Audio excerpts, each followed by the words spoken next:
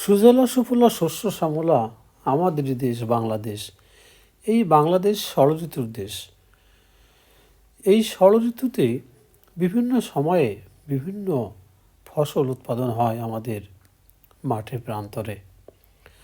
আজকের আমি আপনাদের যে ভিডিওটি দেখাবো সেটা হচ্ছে সরিষা চাষ সম্পর্কে। এই সরিষা চাষ কিভাবে করতে হয় এবং এই সরিষার তেলের গুণাগুণ সম্পর্কে আপনাদেরকে জানাবো। তো আপনার দেখতে থাকুন ভিডিওটি, এবং আমার ভিডিওটি যারা এখন সাবস্ক্রাইব করেননি তারা সাবস্ক্রাইব করুন, সাথে থাকুন। সরিষা চাষের জন্য দোআঁশ বা বেলে দোআঁশ মাটি ভালো, যা উঁচু ও মাঝারি উঁচু জমিতে হয়। জমি 4-5 বার চাষ ও মই দিয়ে ঝুরঝুর করে মাটি তৈরি করতে হয়। অক্টোবর থেকে নভেম্বরের মধ্যে বীজ বপন করতে হয়। বীজ শোধন করে ছিটিয়ে বা সারিতে বপন করা যায় এবং সেচ ও সার প্রয়োগের সঠিক সময় অনুসরণ করলে ভালো ফলন পাওয়া যায়। জমি তৈরি। উঁচু ও মাঝারি উঁচু রোদ পড়ে এমন সহজে পানি নিষ্কাশন হয় এমন বেলে দোআঁশ মাটিতে সরিষা চাষ করা উত্তম।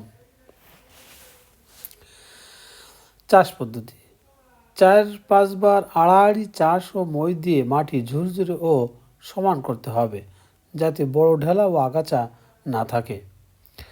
এবার আসুন আমরা বীজ বপন সম্পর্কে জানি।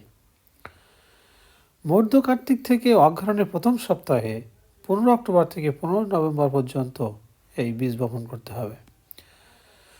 বপনের আগে ভিটাভেক্স 200 গ্রাম দিয়ে বীজ শোধন করে নিতে হবে। বীজ ছিটিয়ে বা সারিতে বপন করা যায়। সারিতে বুনলে সার ও সেচ পরিচর্যা করা সহজ হয়। এই যে বিস্তীর্ণ মাঠটা দেখছেন, দেখেন চারিদিকে বিভূত হয়ে গেছে সরিষা ফুলের। যতদূর চোখ যায় শুধু সরিষা ক্ষেত আর সরিষা ক্ষেত। তো যে কথা বলছিলাম, গভীরতা ও দূরত্ব 4-5 সেন্টিমিটার গভীরে বীজ বপন করা উচিত।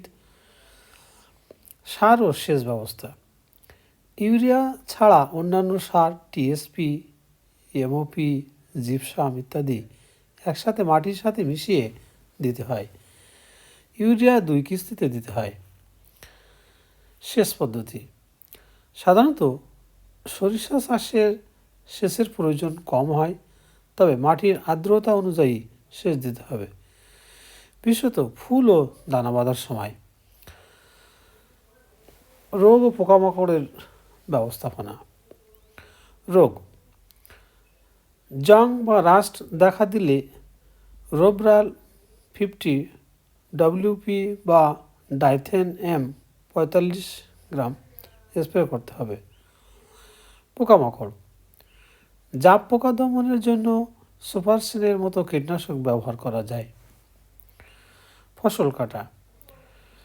পরিপক্কতা শতকরা 70 থেকে 80% গুটি হালকা হলুদ বর্ণ ধারণ করবে, তখন ফসল কাটার উপযুক্ত সময়।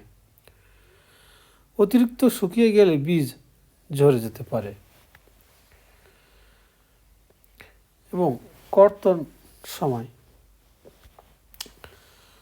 সকালে গুটিসহ গাছ কেটে মাড়াই করার স্থানে এনে গাদা দিতে হয়, সেখান থেকে আস্তে আস্তে সেইগুলো ঝরানো হয়। এখন আসে আমরা সরিষা তেলের উপকারিতা সম্পর্কে জানি।